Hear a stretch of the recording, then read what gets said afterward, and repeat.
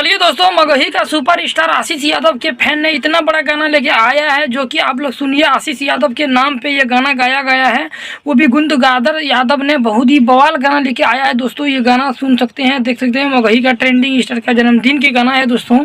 वो भी आशीष यादव का इतना बड़ा बड़ा दीवाना हो गया लोग कि 10,000 रुपया खर्चा करके आज ये गाना बनाया गया है दोस्तों।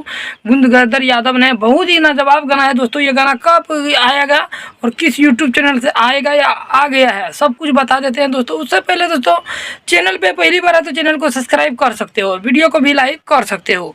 देखिए दोस्तों, आशीष यादव मगही का ट्रेंडिंग स्टार का गाना जो आया है दोस्तों, आप लोग देख सकते हो। 10,000 रुपया इस गाने में खर्चा किया है इस भाई ने।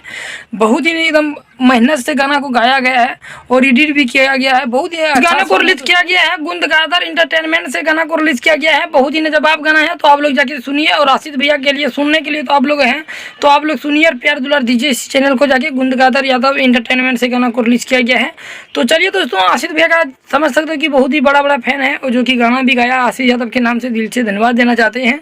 और इस वीडियो को ज़्यादा से ज़्यादा शेयर करें आगे।